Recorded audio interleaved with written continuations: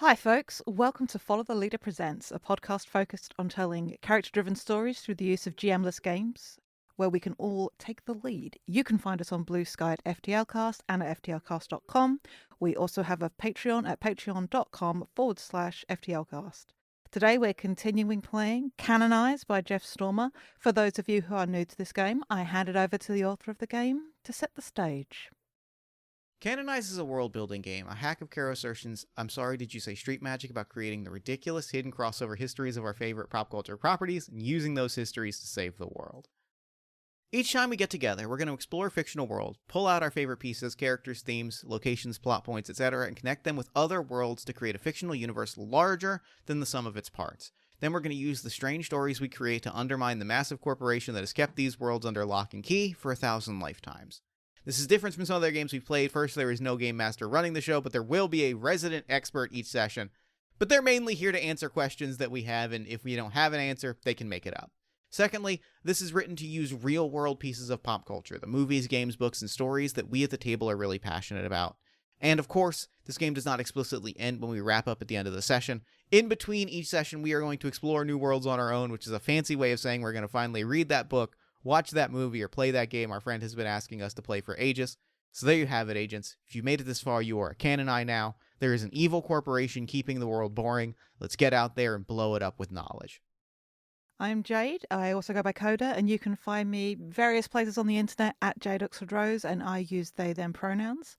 Playing with me today, we have August. Hello, I'm August. You can find me on Tumblr at Strange Harpy, on Blue Sky at Harpy Dora, and my pronouns are they, them. We have, as you just heard, Jeff. Hello, my name is Jeff Stormer. My pronouns are he and his. I'm the Great Clown Paleachi of Tabletop RPG podcasts and streams. I make games. I play games on mic. You can find all of my work at jeffstormer.com. We have Mac. Hi, that's me. I'm Mac. You can find me on the internet most places, lots of places, at Citadel of Swords. If it looks like I haven't updated a social media site in 2 weeks, I promise I'm fine. I'm just offline. And last but by no means least, we have Danielle. Hi, I'm Danielle. I use she, they pronouns, and you can find me wherever you get good content on the internet at Red-Tailed Hawk 90. Our lines, which are things we absolutely do not want to see, are homophobia and transphobia, racism, sexism, anti-Semitism, violence against children and animals, sexual assault, domestic violence or intimate partner violence, unwanted pregnancy, plagues, and pandemics. Our veils, which are things we're fine with addressing but will just fade to black on, are steamy situations, graphic descriptions of bodily harm, and terminal illness. Content warnings for the media we're covering today include child endangerment, non-graphic gun violence, moderate gore, threats of sexual violence, and torture. The movie is R-rated, or a 15 if you're in the UK, so tread cautiously and investigate further content warnings should you wish to check it out for yourself. However, with all that out of the way, let's get started. Woo!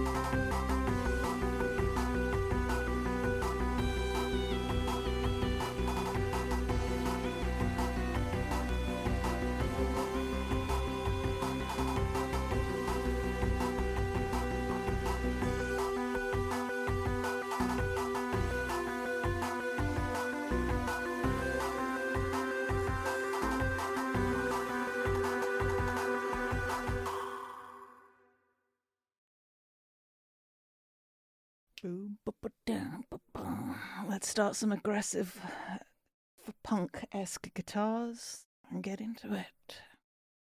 All right, so we've got our increasingly chaotic looking grid in front of us. Our conspiracy board has really lost all shape pretty much immediately, which I'm very excited about. And now we are It's a sitting down. conspiracy board, okay? It really, I mean, really is. It's really the conspiracy board energy is real, and I'm excited to add another arm to it today. We're taking progress screenshots as we go, right? Mm-hmm. If not, do it now. Yes. Taking a screenshot right now so that we have it. It does look a little bit like the back of a embroidery hoop. You know, like how the front looks all neat and immaculate, and then the Yeah. back is just like this snarl of threads. That's what this looks like. And we're gonna add some more colors. We're gonna flip the mirror board over at the end of our campaign, and it's gonna be like a lovely picture of a lighthouse. Just watch. Yeah. I am gently putting my first meme down on the table, off, very, very off sides, because I don't want to, I don't necessarily need to go first, but I want to make sure that it's on the board and that it works properly. I have great news. It does, in fact, work properly. Hey. Should I say what we're talking about today as the investigation continues? Or do we need to, do we want to Yes. recap our last plot foiled from last time? Yes. Yes, that sounds like a good idea. So, please go back and listen. I promise you, you don't have the board.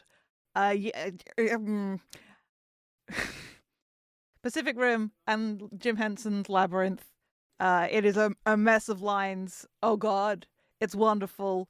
More people than you realize are Muppets. There could be Muppets in a town near you, despite the best efforts of the corporation. We're working on it. And if there are not, you can make your own. Mm-hmm. The careful application of glitter and or synths are just two of the tools that can be used. There are others. For those who dare to dream. That's a nice, concise sum, right? Honestly, I couldn't have done it better myself. I feel that was great. Yeah. All right. So having been to the 1980s from God, what was it? Early 2000s, 2010s. Now we're deep in the 90s territory. The movie Tank Girl, 1995, post-apocalyptic science fiction film directed by Rachel Tatalay and is based on the British comic series created by Jamie Hewlett, the artist who is part of the team behind Gorillaz, and Alan Martin. It's very 90s, and we're going to talk about it. Yeah. I am your resident expert today, TB Buckler. B stands for Tank Brain. If you've seen the movie, you know who I am.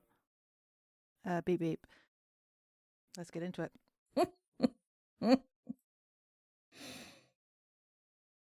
Let's get into it. I just saw Max meme. I'm Yes. right. You are. It's a good meme. It's a good meme. It is correct. We'll get into that meme in a bit, but that is correct. It is something that the meme is something that I am in fact putting on the board for Tank Girl. But instead of putting it as a post-it note as we have been doing, I am putting the meme directly. Jeff, please continue. So the way this will begin, we begin with our resident expert. You're going to introduce an element, a plot point, a character, a theme, a location, an object, something from the film that is significant, that you feel connects to the broader world that we're building, and then explain how you visualize that it fits. This can be in character, out of character. This is simply we're putting things on the board, and then alternately, rather than put something on the board, you can draw a connection between that and that item and another item on our board to begin to flesh out our shared fictional universe. I appreciate that Jeff is explaining to us the rules of how to play this game, and last time we just fucking free-for-alled it. I mean, we're gonna end up free-for-alling it this time. Like, it truly will. Definitely. Like, we'll get a I'm gonna give us probably one cycle around before we all just start throwing cards at the board and or me. All right. I'm going to start off central part of this world, the Rippers, a race, a collection of human kangaroo hybrids made to fight in a war who would have been destroyed, except for their creator said, actually, nah. And then they split off to live in their own little private society. They fight back against the system in power. They are all Muppets. One of them is Doug Jones. They are perfect. I love them. They are family. One of them is crucially Ice-T. One of them was a dog in a previous life. One of them is crucially Ice-T. One of them is Jack Kerouac incarnated. And one was a dog in a previous life. And specifically says, Ice-T name drops himself and says, like, in his life before he was turned into a kangaroo person, that he was a cop, which I believe means that he was canonically his character from Law & Order SVU. I don't think there's another possibility there. That tracks. Yeah. That tracks. Which, of course, is my way of saying that I would like to place Ice-T from... no, I would... But yes. There are several points where I am contemplating putting things on the board that have nothing to do with any of our shared universes, and I just need them to be established. But like, I'm allowing the rules to hold me back from truly descending into the vision space. Yeah. But yes. What is there else to say about the Rippers? They are family. They are a family, a group of people related not by a bloodline, but by the community they have with each other. That they willingly, well, maybe not willingly, begrudgingly admit new people into. It depends. They're basically socialists or communists. They vote on everything. They're a committee living their best life in a reclaimed bowling alley. And they pray by dancing. So my problem is, like, I have some notes for things that I want to put on the board, but a lot of my notes involve, like, things that we already have on the board. Mm-hmm. Sure. And, like, we already connected the Rippers to family, which is exactly as it should be. But, actually, I want to put Tank Girl herself Sure. on the board. And I want to connect her. We can use Rebecca if you want. We can use her other name. Oh, I remembered the other meme. Fuck yeah. Sorry. I want to connect her to the importance of a funny little guy. It's really important that she is a funny little guy. Yeah. Yeah. I am also going to connect her It's to really Muppets important. because that's in my notes. Yeah, no, that was also in my notes. I think it's same. impossible to watch this film with what we've established so far and not come away going like, okay, so she's a Muppet. I'm gonna slowly drag my meme down onto the board. Please explain the meme. The meme is a screenshot from the most recent Little Women film of Saoirse Ronan's character saying "women," which is how I felt during that middle sequence in the bathhouse, I think it was. Mm-hmm. Whatever the hell it was, I'm gonna be honest, I didn't know what was happening half the time I was watching this movie. But every time there was a woman on screen, I was just like, women.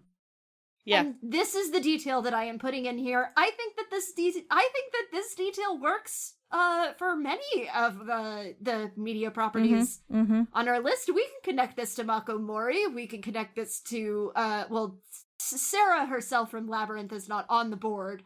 We can put her on the board. We could put her on the board. I don't necessarily feel like I need to put Sarah herself on the board, but we can connect her to friends in the corner. And I'm sure that there will be other reasons why this will come up later. And I did remember my other meme, and I am going to prepare that while we continue talking. Word. Fantastic. Love this. I want to shout out the director of Tango has directed episodes of the Superman and Lois TV series. So Nice. you know. Great. That makes me really happy. I am going to throw something on the board. Mm-hmm. I'm going to throw this here. and specifically I am throwing onto, I'm just gonna throw this on the board. I don't necessarily have I don't have an immediate connection point to it, other than to say I'm putting mixed media on the board for sort of the like animated transitions and the way that it like actually I do have a connection point, because like there is a thing that happens throughout the film that I think is relevant to our investigation, and that is the film consistently like goes back to animation or comic panels to represent that, like, some like in the way that Labyrinth acts like goes to music, and the way that like the drift represents this sort of transcending limitations. So I'm connecting mixed media to transcending limitations. Also, connecting mixed media very specifically to the idea that this has happened before and that this is an adaptation, that there is something cyclical about, like, this is a comic that was made into a film, and we are seeing both of those. We are seeing echoes of one in the other, and it is conveying the idea that these have all these things have happened previously. I would also like to link mixed media to knocking at the fourth wall. Yes. Because those scenes very specifically, Rebecca knows that she's talking to us. Like, she is cognizant that there is a viewer and that her story is being told. I'm going to add a small subnote, I guess. That is that the comic interludes are musical numbers. In the way that when your feelings get too big, you have to sing. When your feelings get too big, when the power of live action can no longer suffice to tell your story, comics are there. Yeah. All right. Slowly drags my other meme down from the top of the board. Is Tank Girl a mech pilot? The greatest thread in the history of forums, locked by a moderator after 12,239 pages of heated debate. God damn it. Actually, this was originally, is a tank a mech? But I think there is a pretty definitive answer to that question, and I think that the better bit here is because at one point I think I watched this movie last night. At one point she's like, all right, I'll meet you guys there, and everyone's like, what are you doing? And she's like, I gotta go get my tank. So she will not go anywhere without her tank or her mech. So is she a mech pilot? I think you could make that argument. Yeah, that was in my notes. Not that specific phrasing, but that was in my notes as well. So same Nice. hat. Same hat. I am going to put the note mood ring hair on the board. Yeah, you are. I know why. It's a little early for you, Danielle. Listen, I had this conversation with Coda that Rebecca's hair changes several times throughout the movie. And she doesn't have a whole lot of hair to be changing. No. But she does it anyway. And it's like a different thing for every new, not like every new scene, but every new scenario. And I would need to watch it again and make notes about what the different hairstyles are. But mood ring hair. Mood ring hair. No, you are right. That sort of links to a point that I wanted to bring up, which is freedom of personal expression. Because every time we see Rebecca, except when she is a prisoner, she is wearing something different. Every single time. When we meet Jet, the first few times we interact with her, she's in just a jumpsuit. But once she gets out, she's wearing different clothes, different accessories. It doesn't change as often as Rebecca, but it does frequently change. And then if you contrast, like, each of the Rippers has such a distinctive appearance, and not just because we can recognize our good friend Doug, but each of them clearly have a very unique sense of style, and their outfits also change compared to Water and Power employees who are mooks. But they all wear the same thing. All the girls in Liquid Silver wear the same thing, to the point where they're told how they need to style themselves before going out to work. And Rebecca says, fuck that, actually, and creates her own version using the same tools. But it is something like inherently punk, and in the face of corporations of corporate homogeny. Hegemony. Yeah. In face of that, the choice to, no, I will not dress the way you want me to dress. No, I will not be the same.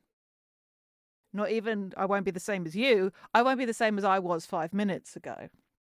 And there's just all this talk about personal expression. Like, DT has a line about, if you were getting a tattoo, why would you just get, like, numbers and letters? Why would you get alphabet soup? And it is like this striving for, like, personal expression in terms of style is very much a reflection of, like, personal freedom and liberty. I connect that to women. Women. I see Jeff typing, and I want to real quick before while he's doing that, draw a line between you can't put your head in the sand and Tank Girl. Sure. Yeah. Because that's a huge part of the relationship between Tank Girl and Jet. You know, she very explicitly is like, just put your head down and you get left alone. And Tank Girl's like, no, I'm not going to do that because these guys suck. The card that I have put on the table, and I'm making a lot of connections immediately, is the invincible bond between pilot and machine. I've drawn a connection between Tank Girl. I've drawn that same connection between Mako Mori. I'm sure there are other things that I can connect to this. I'm drawing it to the bit also. Draw to the bit.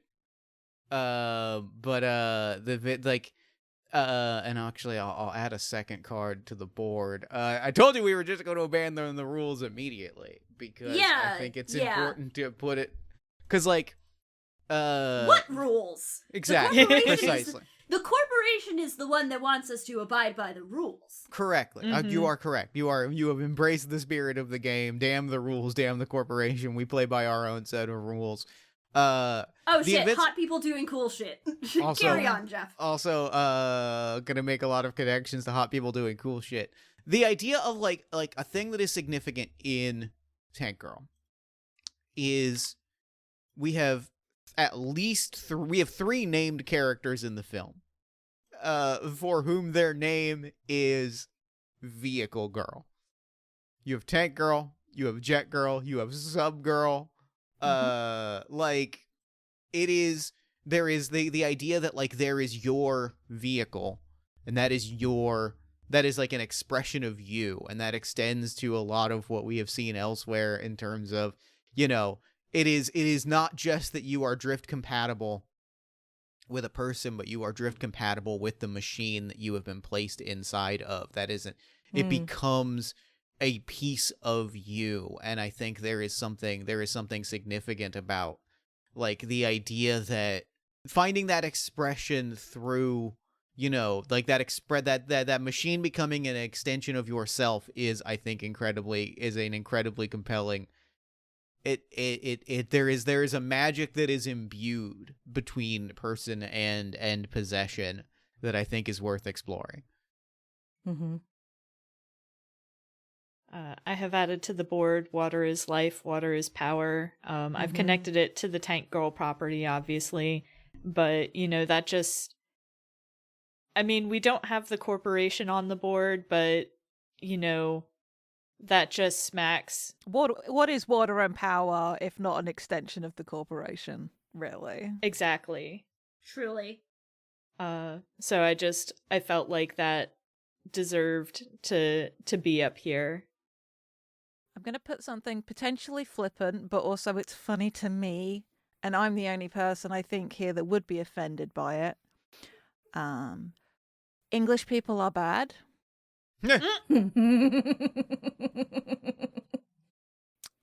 Just say Malcolm McDowell, Kesley, David Bowie, The Force of Evil / conflict. Just saying. Don't trust English people. Mm. I'm a Muppet first, so it's fine. I am putting on the board, and I've moved some cards around specifically to make a very large magical connection point. Mm-hmm. Let's fucking go. Let's go.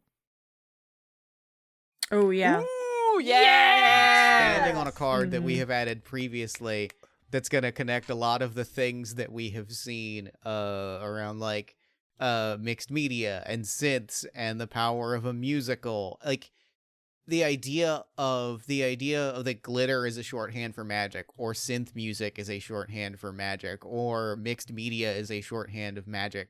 The idea that like magic becomes genre, I think is very compelling to me. And the idea that like magic makes the world look puts a sheen on the world that is controllable, right? Like this is the idea that if that one can exert a will on the world and make it look a specific way, can be influenced a specific way, but only if that is embraced to such a degree that it allows us to rewrite the rules a little bit. Mm-hmm. For clarity, listener, he has placed genre is a shorthand for magic on the board. And I have connected it currently to glitter as a shorthand for magic, synths, mixed media, the power of a musical. Like there's a few other things that may or may not be connected to it as I sit with this and think on it. Hot people doing cool shit. Yeah, actually, you know what? Yeah, let's make that connection. I have connected the power of a musical to Tank Girl also because of that scene in, what did you say it was called? Liquid Silver? Liquid Silver. There's so many details about this movie that I've already forgotten. I am here to help you. Yeah. Where Tank Girl just gets everyone to sing. Musical interlude, sure. Yeah, just a casual musical interlude in the middle of the film. Like, hell yeah. Alright, I'm gonna let other people edit all of the strings and shit on this board because I clearly cannot get any fucking thing to work. It's the nature of the game. Mm-hmm. There's something very fun to me about the clear implications that Tango happens in our universe. Like the existence of Doris Day and Cole Porter music, and I think it's meant to potentially be the Titanic. I'm not sure. There's definitely a wrecked like cruise ship that gets passed at one point in the desert. And it is like the future. This is entirely not necessarily true here, but I do want to just posit that over a couple of dunes, if you keep heading a couple of 100 miles further across Australia, you do just end up in Mad Max territory. And that's very good and funny to me because Mad Max Fury Road was also. I think my review for this film said I think that Tank Girl and Furiosa would have a lot to say about water. Or would have a lot to say to each other in general, something along those lines. I have drawn a bridge to that point, Coda. I have drawn a bridge to reality and fiction blurred as one that connects Labyrinth and also Pacific Rim. Of the idea that all of these things are outcroppings of the world in which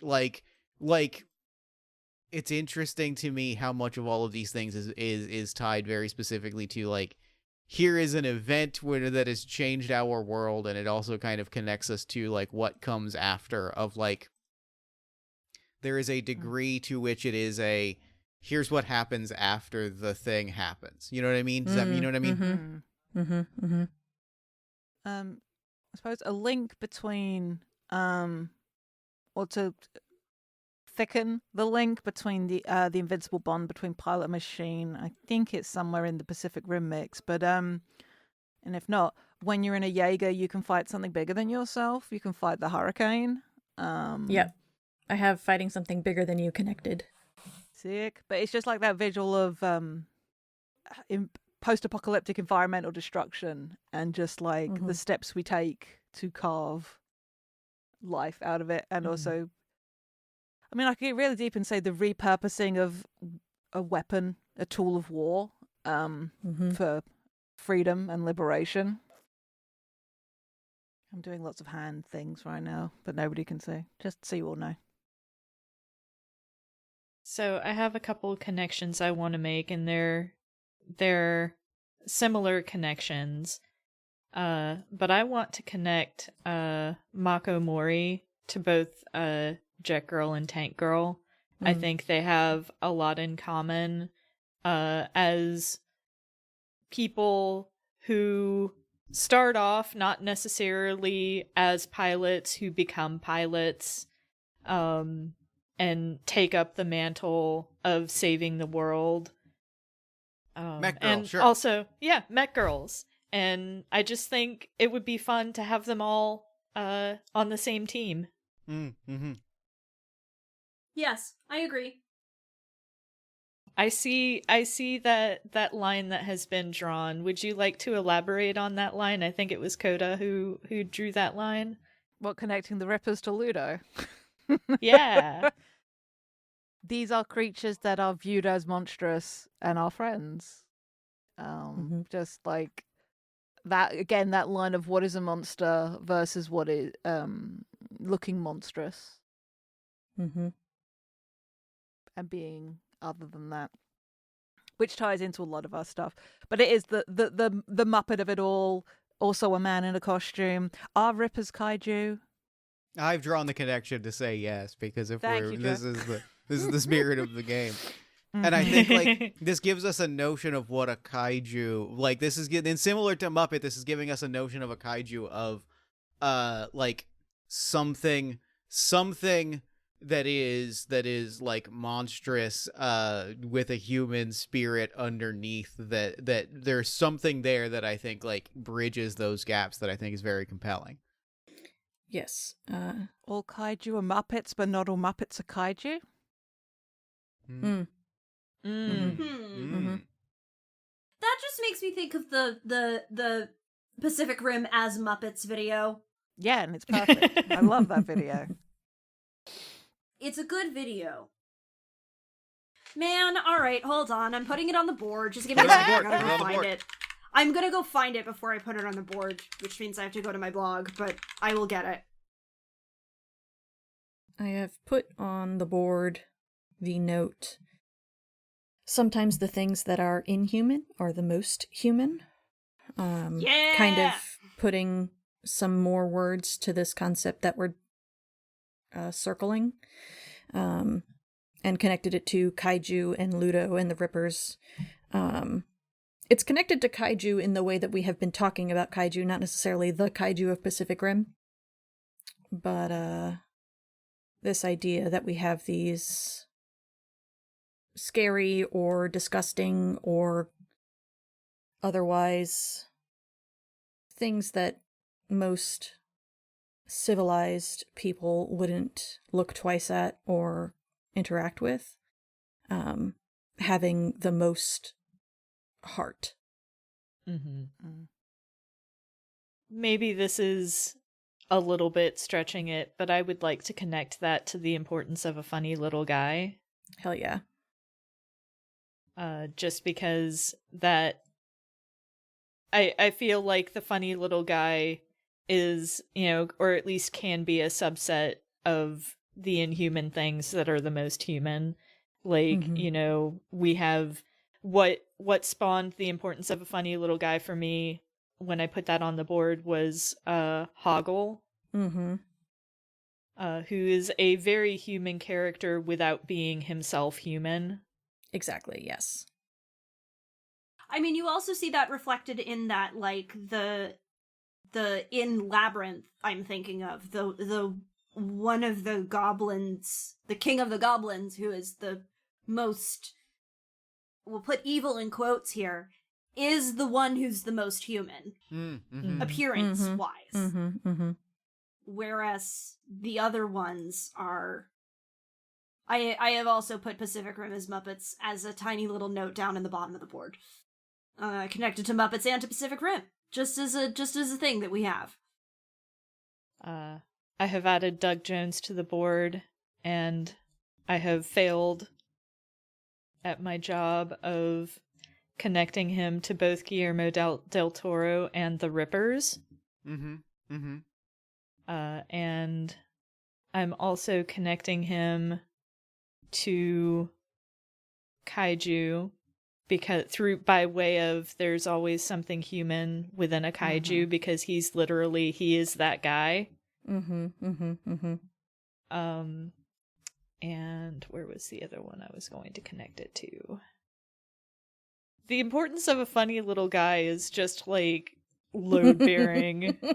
Yeah, the thing is, a funny little guy is when you have a funny little guy in a piece of media, that funny little guy then becomes load bearing in a very real way. See Beetlejuice. I mean, also, there's something to be said for the way that as people who live in the society that we do, who use humor, we are the funny little guy. We are all the load-bearing funny little guys. As somebody notoriously bad for like using humor as a deflection and, you know, defense mechanism, the load-bearing of humor is yeah.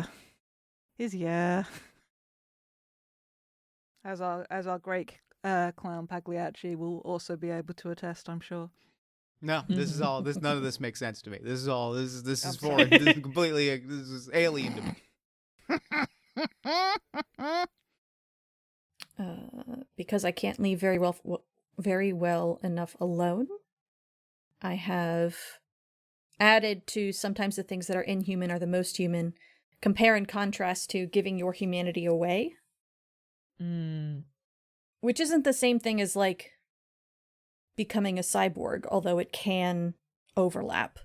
But specifically looking at Dr. I keep calling him Dr. Doom. I'm sorry, Jade. I don't remember what his name is. You could call him Dr. Doom all you like. The character's name is Kesley. I was going to say Kesley. Who, upon having catastrophic injuries to his arm and face, elects to replace his entire head with a hologram and his arm with like a gripper claw kind of thing. Which tracks with his growing obsession with Tank Girl and his growing cartoonishness as a villain in the sense of, he has given away his humanity, and this telegraphs his descent into the more even heinous things that he will do. I guess. Yeah, something I kind of want to tie with that point about giving your humanity away, and connecting it to sort of water is life, water is power. The act of extracting the blood out of a person to pull the water content from it and then directly start drinking it. Yeah. Just in case it wasn't clear from the out that he was a villain. Yeah. It's definitely a kick the puppy establishing. But I suppose there is something like water is life is power, like the literally pulling the water out of somebody else to keep yourself alive, effectively. I have added we don't use guns and connected it to the Rippers, because the Rippers explicitly say we don't use guns, but I also... It's kind of funny that you have Superman instead of Batman, Jeff, because I would absolutely link that to Batman. Sure, totally. If Batman were on the board, but also I feel like this is an ethos that we as investigators are kind of on board with, because we're explicitly not using the power of our enemy here. Sure. Yeah. Is it too on the nose to underscore with the corporation / border in power? It is very much white patriarchy. No. White No, cis-het patriarchy. Like, it's personified by and then specifically, I was half being flippant earlier about the English crack, but even in the current day, the English or the British Empire still, it's the impact it had on the world, it's still there. But it is still like our shorthand for colonialism a lot of the time, as incomplete a shorthand as that is. But we have Kesley. The fact that Kesley is played by Malcolm McDowell, who was obviously Alex in A Clockwork Orange, is not lost on me at all as the choice of this sort of like very fascist-coded CEO of a company expressly called Water and Power, because yes, power, electricity, but also power.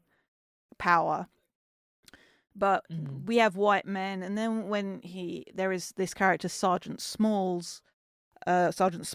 who is is obsessed with Jet, but the notion that she could be gay disgusts him. And any kind of portrayals of any sort of sexuality outside of the prescribed like cishet thing is like bad. Like, even though Booger, the Ripper, who Rebecca starts a relationship with, is still like, that is not a look, monster fucking is what it is. There is nothing straight about monster fucking. I've read the monster fucking fiction that straight women write, and that ain't it. You ain't wrong. I'm sorry, if your monster turns into something vaguely human shaped in the middle, like, nah, cowards, a lot of you. Sorry, Sal. If you're listening to this, I'm very sorry. I was gonna Sal. say you can call out Sal directly. Look, Well, it also has to do, right, you can connect it in a way back to freedom of personal expression, right? yes, like, absolutely. I think that is inherently a very queer phenomenon. And it is telling that it is Rebecca who has no sense or illusion of, like, straightness, I will say, for the entire film. Like, her meeting with Jet Girl is kissing her on the mouth in order to get a man to back off for a second, right? Like, and she thinks nothing of it. And she is the primary figure in direct opposition to Water and Power, which is cultural hegemony. Like, queer as in fuck you. Yes, exactly. There is something very inherently queer about Tank Girl in a very real way, both the movie and the character, because she really puts two middle fingers up to all of these ideas that are trying to be laid out in front of her. She says fuck you to enforced normativity. She says fuck you to the imperialism and colonialism and the white cishet patriarchy and all of that, and that is... It's cool, man. There's also very much the notion that Liquid Silver in the movie it's a sex club. It is sort of like a social space, but it is where rich men. There are no female patrons of Liquid Silver that we see while they're It's a place that has direct connections to water and power. Like it said within the text that it's a trap, that they've purposely put like this girl Sam there because they know Tank Girl will go. And while there, this is a 10-year-old girl, and there is an interaction between one of the employees of Liquid Silver with the madam. That's literally her character name.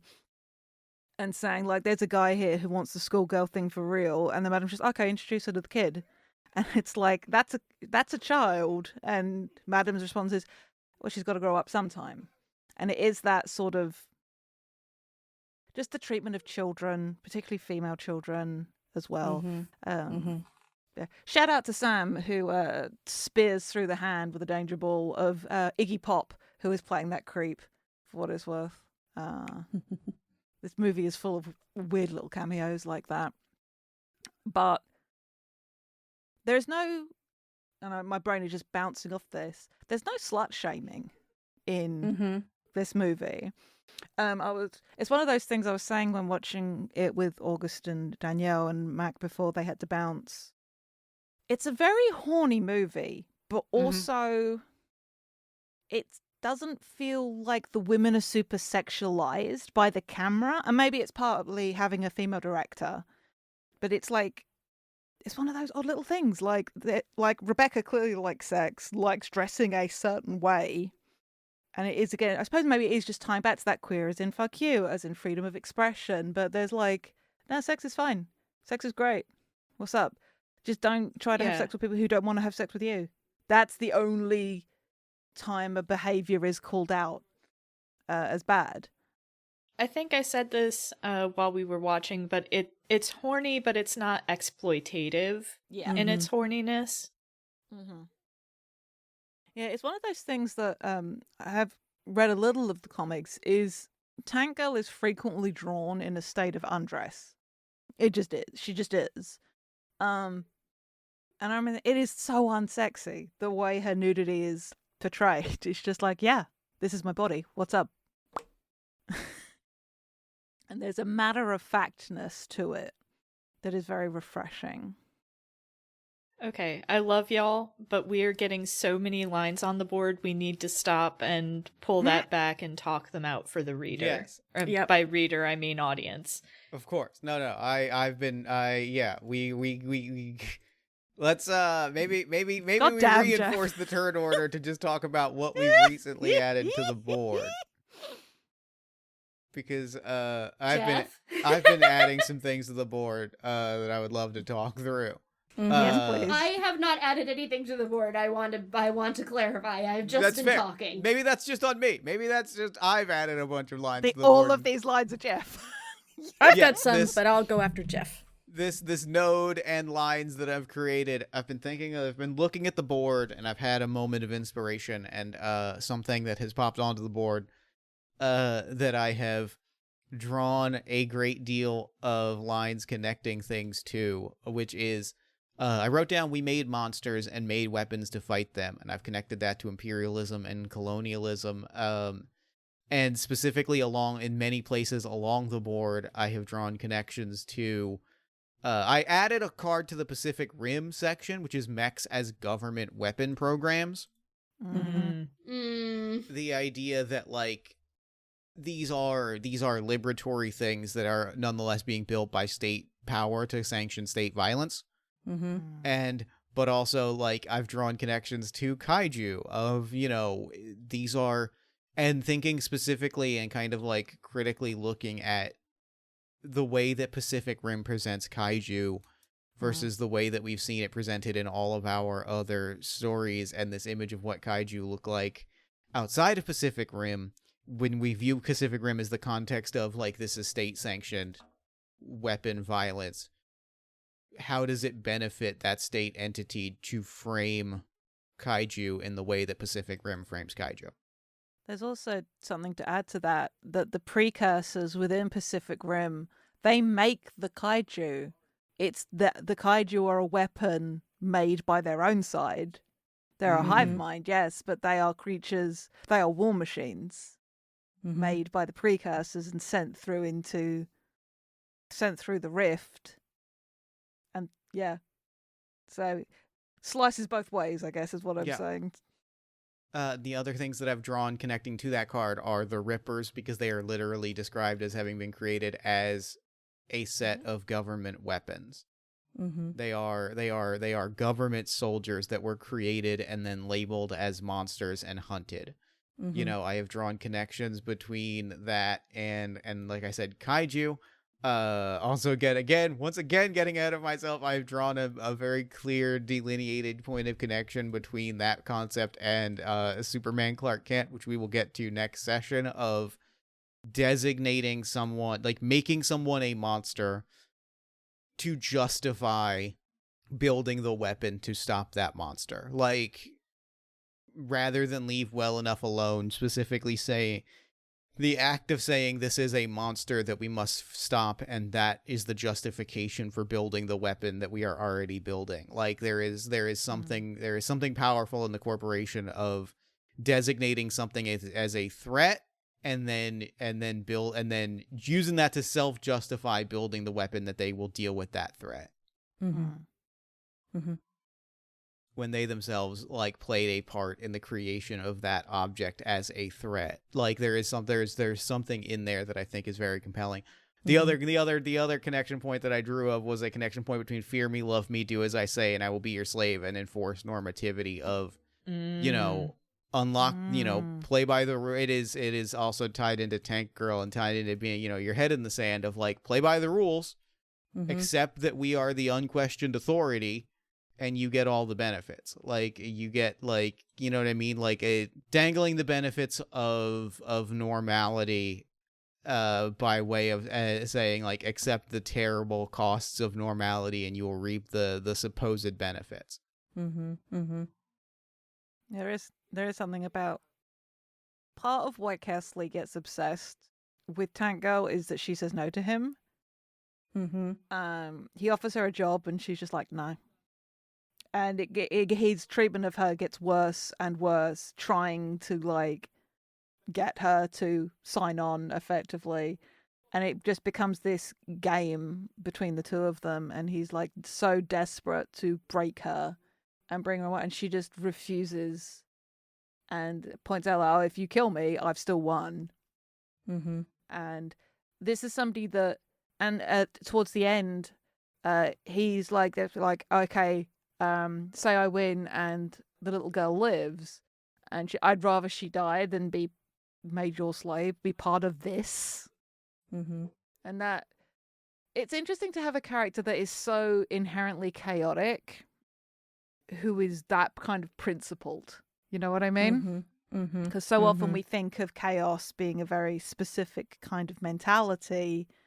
Like, Rebecca is not free of murder hobo tendencies. But she is deeply compassionate and kind, and refuses to be like, no, it is better to die free than be forced into this way of being by somebody else.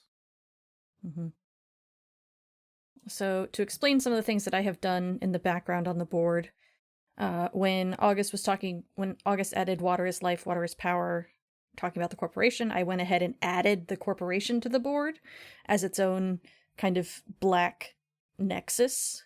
And then as we talked more about how what the corporation represents, I added white cishet patriarchy, imperialism/colonialism, and enforced normativity. So if you've heard those referenced, that's what they're coming from. I added making out with monsters when we were talking about monster fucking, and queer as in fuck you in all capital letters. Connected those with each other and with things in Tank Girl. And I think that is all that I have really added that I didn't say. Game designer Jeff is stepping in to say that adding a card for the corporation and connecting that to pieces on the board is such a good idea that I'm altering the rules permanently to say, like, that should be a thing. We should have that card on the board immediately at the top of the board, Excellent. in playing subsequent future runs of the game, because like being able to then go, oh, this is how the corporation acts, just makes sense. This is good playtest feedback. It's an important part of the investigation to understand how it is that the forces that you're fighting tick, and to see the opposition to the pieces that we are pulling from our worlds, and how the corporation might act against those, or might consider to be against those. I think that the corporation would not think to make the Pacific Rim as Muppets video, but that's just me. I think the corporation hates fun, which was like a really simplistic way to express all of the deep ideas that we have considered for the corporation, but whatever. I'm gonna put that on the board. Put Hell that on the yeah! board. Corporation hates fun. I am putting something wild on the board. Oh ho ho. I put the "Is Tank Girl a Mech Pilot the greatest threat in the history of forums" on the board. Are you sure? Hi, Jareth. Yeah, because I'm making a real big swing.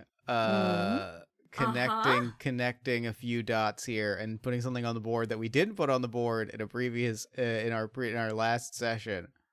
But I'm also going to make a connection that I think is very crucial and important to me in establishing the fictitious nature of the world. Uh-huh. I think Jareth is an arm of the corporation. Interesting. Like, as an individual. Interesting. Like, in comparison, because like I've connected it to a lot of the things that like connect to the corporation as a concept, right? This idea of like breaking the rules, and like things have to have rules and an order. There's an enforced normativity. There is a sense of, being upfront about like, I told you what I was. There is a sense of like, fear me, love me, do as I say, as I will be your slave. Like, these are things that like we've established that are acting as the corporation. And I think like, and it's crucially worth noting that like a detail from Labyrinth that I think is significant is like, correct me if I'm wrong, and then maybe if I'm wrong, I'm just going to rewrite the film in my head. In the final shot of the film, when everyone hugs Sarah, is Jareth there? He's not there, right? He's outside the window as the owl. Oh, is he on the outside? Correct. Never mind. Ignore that segment, but leave it in as a Jeff is wrong. I think it's crucial. But like, there is something very... Go on. I was going to say, there is something very crucial about the idea that like he is the instrument by which all of the sort of pain here has been implemented, and like all of the rules and things are enforced through him. And I think there is a world in which, he is an arm of this entity enforcing this world within the goblin realm. As the resident expert for Labyrinth, I think that that's a really interesting connection to make. I don't know that he's necessarily an outright villain in the sense of, he's completely in the corporation's pocket, but he's definitely enforcing some of the corporation's values. Mm-hmm. Sure. It's also something, and this was not the point I was going to make, but the way fiction is used and the kinds of stories that are allowed and deemed suitable for children is like controlled by the powers above, isn't it? And it's like, oh yeah, well, Jareth is the story. He is the king. And for all their talk about breaking rules and how it's not fair, he is bound by the rules. In the way that so many Fae and stories are. And this is just pinging with me about breaking rules, about why Rebecca is such a problem, because she does not obey the rules, does not suck up to the powers that be. And this is pinging off a comment. I know it's going to be our next phase of the investigation when we move on to Beetlejuice the musical. But just weaponizing rules and the breaking of them. And the way people are punished for stepping outside and breaking the rules outside of a very specific way. Because Jareth says, oh, you say it's not fair, but he is still working within the confines of the rules of his world, Mm-hmm. Yeah. and just what it means to be the person that steps outside of the normative way of doing things and the way they seek to punish. Mm-hmm. Mm. I want to draw I want to draw a connection of that. I'm trying to figure out how to word this. But the idea that, like, because it occurred to me, right, like, Jareth didn't have to set the parameters of the challenge to Sarah. But if he hadn't, there wouldn't be a story to tell. And I think there's something there, and I'm trying to figure out what that is. While you think on that, I drew a connection that I'm surprised we didn't draw before, which is you have no power over me to Rebecca. Mm-hmm. Yeah. Yeah. Just because that, I mean, she doesn't explicitly say those words, but that is her character as it relates to water and power. They have no power over her. Yep. A point to tie with the one we were just making about Jareth, that this does apply to Tank Girl specifically, but links through to that, to the corporation. We can all become tools of the corporation. We don't have to voluntarily sign up for something to be used by it and affected by it. Rebecca's literally, there's a reveal at the end that Kesley and Water and Power have been listening in for a long time since Rebecca got away. And they play some audio back, and she's just like, "Oh, Jet," and it happens to be a moment where Jet is speaking, and she's just like, "Oh, Jet's been working for you the whole time." And he's like, "No, you were. You're a walking, talking, living microphone. We put it all over you. We can all become tools of the system." Mm-hmm. And just go through. No, you finish your thought because I'm going to change the subject. Okay, it's just there's something about, like, you can see why Rebecca fought so hard to not be caught and to be outside of Water and Power, because the second she became a prisoner, they made her a tool of the corporation. Yep. And even when she got out, she still has that on her. Mm-hmm. And she doesn't even realize. Yeah, I mean, that, just before we change the subject, that is kind of how, like, in some ways, sometimes women can be the most ardent defenders of misogyny, impressing, like, misogynistic values on their daughters. They're not necessarily arms of the patriarchy as such, but they still exist in and reinforce it anyway. Mm-hmm.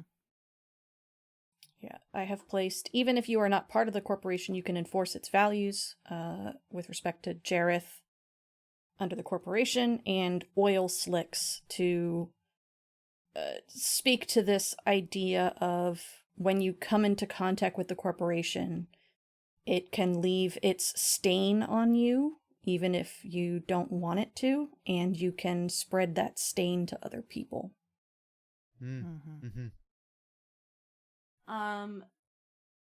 I have put narrative constraints on the board as a tool of the corporation. Good shit. Which I have drawn. I've drawn a line from narrative constraints to that's not fair, breaking the rules, etc., etc. We can draw a constraint. We can draw a line, I think, to Jareth. And then I am also drawing a line. My logic here is that narrative constraints ties into breaking the rules, and that drawing a line from knocking on the fourth wall to narrative constraints, from genre to narrative constraints, from adaptation even to narrative constraints. Well, adaptation maybe goes both ways. I drew that line. I have a build on that. No. I think there is something there as narrative constraints to adaptation, and then adaptation to narrative constraints. My thought is that drawing from knocking on the fourth wall, from genre, from mixed media, is the pushback against narrative constraint. Does that make sense? Yeah. Yes. Yeah. Absolutely. And then from narrative constraints to something else is the extension of. So I need to actually draw the line from mixed media to narrative constraints, But that's why I think adaptation can go both ways, because I think adaptation is a tool of narrative constraints, but adaptation can also push back against it. 100%. I just drew that line. Which I think we could talk about in our next session, but I don't know if we want to get into that. We'll find out. We'll find out. We'll talk about it in our next session, I think. I don't want to bring it up now. I would want to talk about it in that moment. Can somebody please change the color of that arrow? Oh my fucking god. Which one? Where? The one that I just drew from mixed media to narrative constraints that's still the blue of Labyrinth. Got it. Yep. Updated. Adding corporation to the board has really just kicked us to 11. Game designer Jeff is very happy. Finger guns. Also, I put this in the chat, but I really want to say it on mic because I'm watching this unfold, and I think it's very really funny. cool. The funny thing is, as you look at cards on the board, I want to call out that like the more recent, as we've been adding more and more cards, you can see that the cards have steadily gotten larger, and that's because we're all collectively zooming out to see more and more of the board. So like we're cool. So like if you zoom in, you'll see that some cards are just like 3 or 4 times the size because we've just been slowly like being like, okay, there's just more stuff that I've got to see, but like I need to be able to read what I'm writing. So we've just been adding larger and larger cards. It's like a galaxy. Just it gets further away and just tighter in the middle. And as we move out, stuff gets further apart. It's great. Mm-hmm. The corporation's cards are fucking massive. They are massive, which feels right. Yeah, but they're overshadowing everything here. It's very funny. Yep. Is there anything else that we want to add? Let me look at my notes. I see a line. I don't remember if we talked about it. So please correct me if we did. But what comes after? Oh, yes. Thank you. That was a me. Obviously, Tank Girl is a post-apocalyptic story. Is a story about like what happens after the world ends and about like the thing that occurs after. And I think that connects it very specifically to Pacific Rim of the idea that like that is also a world in which a catastrophic event has occurred and like this is the picture of what has come after. And I think there is the point after you saying that makes me really want to connect that to this has happened before, which is to say like these are variation, it ties in that idea that these are variations on the same story, which also means that the corporation, which has that bridging point between those things, has seen this play out before and has run the very literally has run the cycle before and knows how to account for each of these different possibilities and knows how to play those things to their advantage and apply those narrative constraints to get what they want out of it, which is a very metaphysical picture of those narrative constraints and that enforced normality. But like that means that we are the corporation has been through all of these scenarios and has run the numbers and has done all of the work to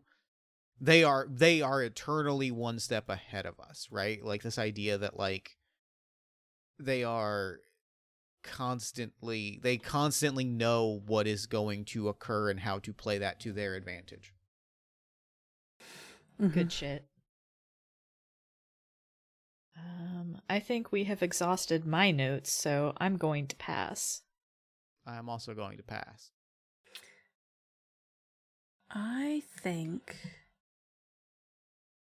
that I have something, and I'm going to kind of talk it out before I write down what it is, because I'm not entirely certain how I want to word it.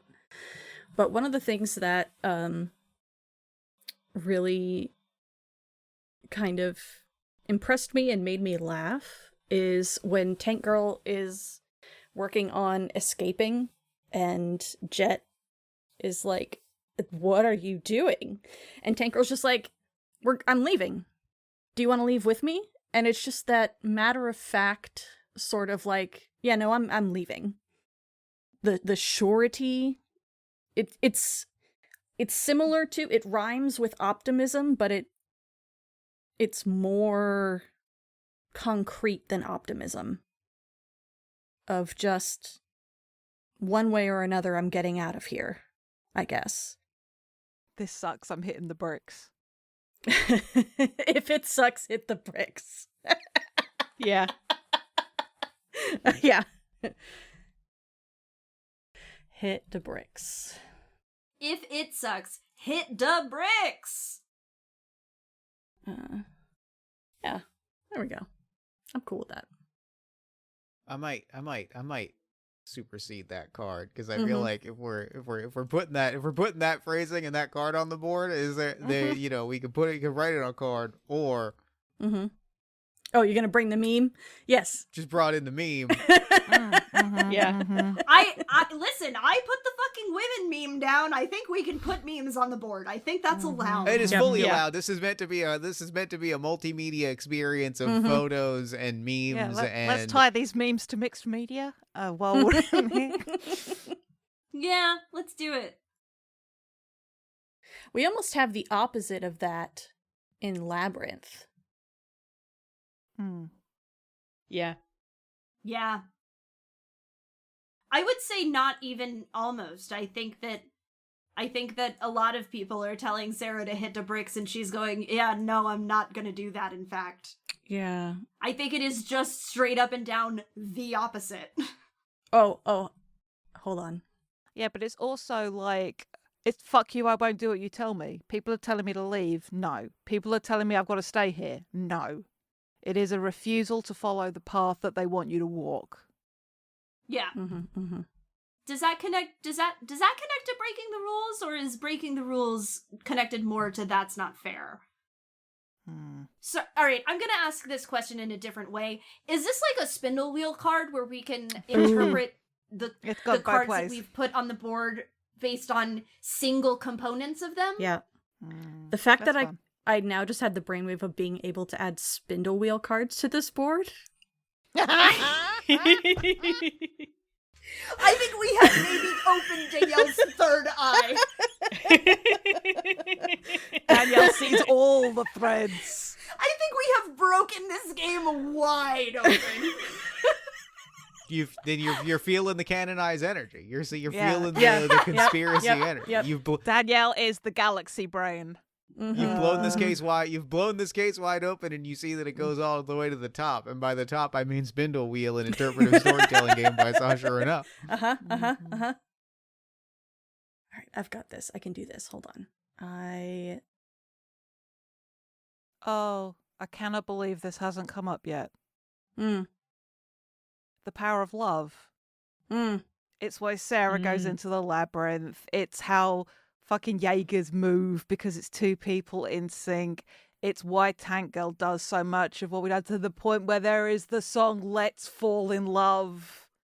And like knowing what's coming up in the future. Like what we are I motivated need y'all to to know do. you keep saying things that are going to come up in Princess Tutu, and I'm like, I can't draw all of these connections now because we need shit to be able to talk about when we get to Princess Tutu. But Yes, you've got a list. you keep saying things. Sorry.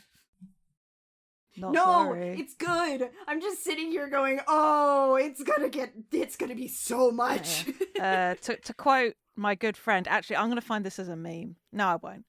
I might add it. But the things I do for love. Yeah. All right, how did you add an image? Just copied and pasted. Oh, okay. Excellent. Love Yep. to see it. All right. I'm waiting to see what card Danielle pulls here. I'm not pulling a card. I was doing a stupid thing. Oh, that's even funnier! Incredible. That's funny. That's so funny. For the listener, Danielle has taken the "if it sucks, hit to bricks" meme and color inverted it in Photoshop. So instead of it being a normal looking skeleton on a blue background with white text, it is a teal inverted skeleton with a black text on a yellow background. And it's very funny. Now I'm gonna open Spindle Wheel and just sit with this for a minute. Jeff, I know we've had a couple of... I know you said... Mac, have you got any more themes or things you want to pull for the board?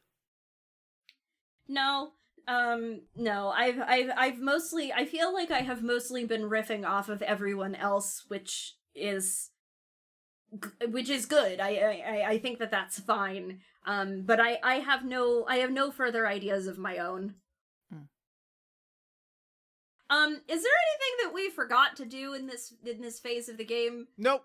This is it. This is the game. Now we're going to fight the corporation. Now we're gonna do the part where we kick the shit out of the corporation. Hell yeah.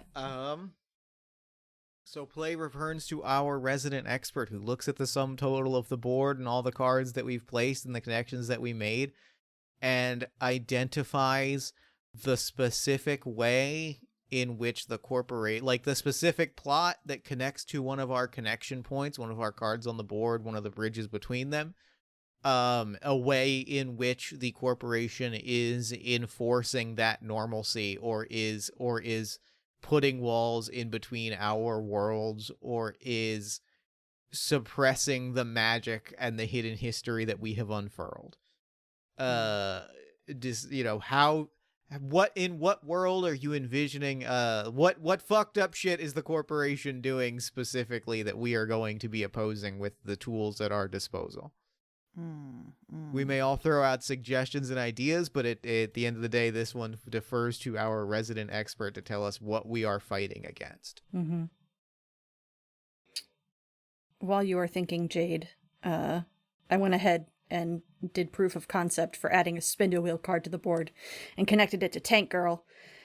Survivor, scar-crossed in body and mind, wounded and raw-hearted. Or shipwrecked sailor, mountain roamer, shiv maker, snake eater. Good. I think I really like the idea of playing with the invincible bond between pilot and machine and the corporation trying to interfere with that. Because I'm thinking about, I've been seeing a lot of stuff talking about, mechsploitation and the different kinds of mech media we have.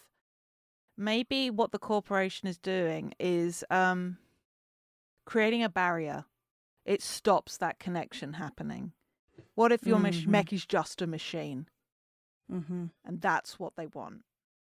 I think, obviously, that's particularly relevant to TK, who is a brain, who is the reason that a machine was sentient, but that seeks to prevent that kind of connection being forged. And maybe this is like a hardware, because the corporation make everything, right? Like putting fail safes into machines that stop that connection, or that attempt to stop that connection. If everyone is vibing with that. Hell yeah. I put a card on the board to represent this. I'm also drawing an immediate card between enforced normativity, and I'm writing down severing the connection between pilot and machine. Because, to that point about, making, they're the ones that build the objects, I also get the vibe immediately that, that is a degree of almost... It's all my fantasy children, Jeff, is coming out for a moment in terms of hell yeah. We love all my fantasy children, Jeff. Magic by way of creating something with love. Magic by way of imbuing a piece of yourself within the process of crafting a thing. Very literally in the process in the what we see in Tank Girl building a tank, taking this very prefab looking tank and turning it into this weird, sort of gremlin-y construct. That's me. I just realized I didn't put the power of love on the board, so I'm going to quickly do that. This idea of, it's modding, it is customizing, it is building, it is personalizing, it is hacking, it is constructing, it is altering something into a form. It is not just taking something as it is built or as it is purchased or assigned. It is saying, I am going to take this and I'm going to make it into an expression of myself. And by way of doing that, I am going to build that bond between person and machine. And by building a system and by enforcing or mass producing and by prefabbing and by shutting down outlets for which that customization can occur, it severs that ability to say my tank is different than any other tank, my computer is different, my house, my car, my jet, my tools, the tools of my, the extensions of my being are different than anyone else's because I have placed a piece of myself in it. They have, by way of economics and literal destruction and fail safes and engineering, have sought to sever that connection. Yeah, it's all I can think of is like how fucking Apple stop, like the second you break into a case to change something or update something, you void your warranty. Like being locked out of things, like operating software that doesn't let you access certain functionality of machinery. Yeah, because they want everyone to use things the same way. Yeah, because there's a reliance there. Yeah, because if there's only one way to use a thing, then you'll come to us when something goes wrong. We can't have you going to another person. We can't have you thinking outside of the box. This is the way it is done. So we have our corporate plot. Now each of us, in order, will pick another card on the board, another connection that we've made, another understanding that we have gained from this investigation, and point to how we would use it to sever that plot or to disrupt that plot. How are we going after the corporation with the knowledge that we've gained? How are we using the world in front of us to disrupt the corporation and bring this world to the surface? Okay. Mech fucker. Citadel of Swords is over here in the corner. Immediately want to draw a line between to the power of love. Sure. Okay. Oh yeah, somebody was gonna. Why not be you? It's got to be me. It's got to be me. I am the fucko. We are all fuckos here, my friend. I know, but like, I am the mech freak. I don't fucking know, dog. I think there is something to be said that there is an understanding of, and I am 100% not saying that mechs as state-built weapons is absolutely a true fact in most mecha media, right? But we as human people are often inclined to give affection to the machinery that we use often, right? We humanize things. This is a thing that happens constantly. Me gently petting my computer and telling it, it's okay, I get it, you've been on for a really long time. This does nothing. But it's about the ritual of it. And when you have something that you pack bonding, that's the fucking word that I want. We pack bond with things. And I think that there is something to be said for when you are so intrinsically tied to a machine, like you are when you are a mech pilot, or even, and they don't do this very much in Tank Girl, but in my heart of hearts I want to believe that this is true, that Tank Girl and Jet Girl pack bond with the tanks and the jets. And that is, Rebecca absolutely does. The way she talks to TB, like, it is a relationship there. It responds when she whistles. It is. yeah. It can respond to questions. It 100% is pack bonded with her. Yeah. And I think that this is not a thing that the corporation understands, or if they do see it and sense it, they don't get that there is something unbreakable about it, or at least they have to push harder on it in order to get it to... They would have to fully break us in order to break it, and while that's not impossible, that takes a lot of effort. Mm-hmm. I have my card immediately building off of that. Because you said a sentence that I think pushes our collective definitions in a very big and fun and weird and exciting kind of way. Hit it. You said by pack bonding with our machines, we are imbuing them with a humanity, and we are placing a humanity within them, which means at which point do our machines count as living beings, and at which point does a machine with the spirit of a person inside take the form of a kaiju? Yeah.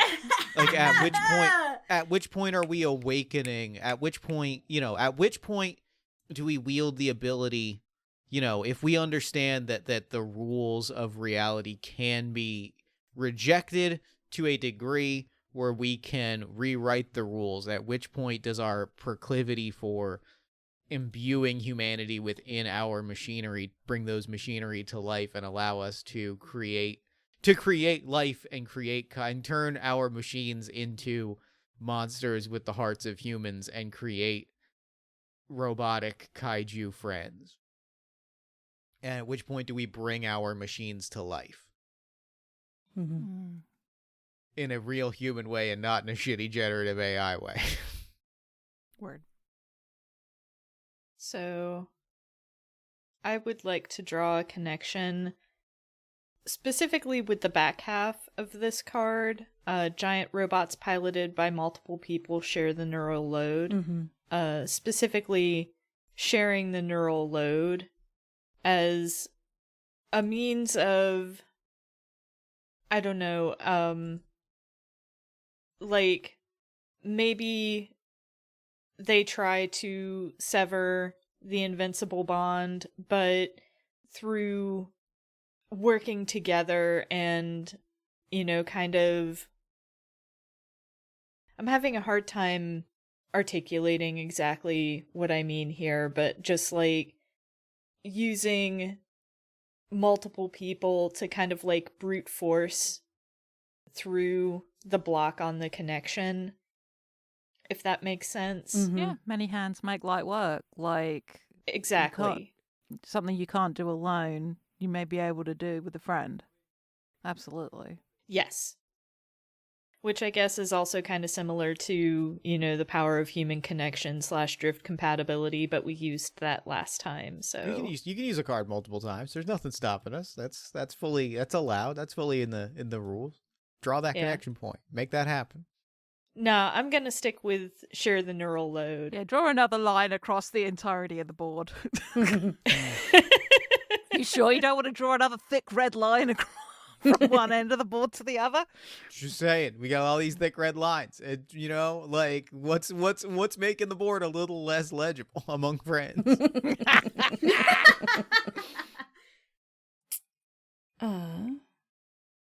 I'm going to draw a line between sometimes the things that are inhuman are the most human, as our kind of method here, in a slightly different way from the way Jeff was talking about imbuing something with humanity by caring about it.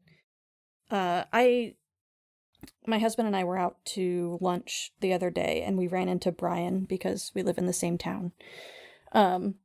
Which was very funny because I had run into him like the day before in a similar situation. And they were at their table. They were talking about the sentience of Star Wars drones. And he said something about the canon that I'm still turning over, which is that in Star Wars, all the drones are memory wiped regularly, and this is why they don't develop sentience, sapience, and then that's also why R2 is the way that he is because he hasn't had his memory wiped. And I just kind of like this idea that if you have a sophisticated enough program, or, sophisticated enough hardware, background software type stuff, that sapience is something that will spontaneously occur. And I think that no matter how often the corporation attempts to sever that or wipe it, that it will always reemerge. Life finds a way. Yeah, life finds a way. And it's just something that the corporation can't fathom because they can't perceive of other ways of life in a kind of very literal way. Who else needs to lend a card to? I think Coda might be the last. Did everybody else submit something? I think everyone else has, yeah. All right, then Coda, submit our final card, and then that will be the end of our investigation, at least for today. I'm gonna be a little cheeky and link mixed media and freedom of personal expression here. Because there is more than one way to make a connection. And maybe it is drawing a smiley face on the monitor. Maybe it is changing the seat covers. Maybe it is rewiring it. Maybe it is putting a custom ringtone. There are so many ways to make a connection, to connect over. Gestures to our board covered with strings. You cannot block every kind of way of making a connection because there are so many different ways a connection can be made. As many as there are people, as many as there are machines that could be connected to a pilot. There is always somebody will think of a way to do it. I really love that. That's great. That rips. And with that, we close this chapter of our investigation and we look ahead to the next one. What are we investigating next time? Yeah, Beach. We'll be investigating Beetlejuice the musical. The musical. Specifically the version played by Mark Ginsburg, who is the swing for the Beetlejuice role. If you don't have a way to watch it, listener, hit me up. I would be very glad to share with you the ways in which I have watched this. But he's played the role several times while it's on tour. And Amelia Tagliani as the Lydia is also really good. I love that you gifted the Philadelphia Beetlejuice to Jeff. It meant a lot to me personally. Go Birds. Yes, the version, should you get it through me, is live from Philadelphia, so because Mark Ginsburg is from Philly. But that's what we'll be watching. It's gonna be great. Hell yeah. Until next time, investigators. Until next time, investigators.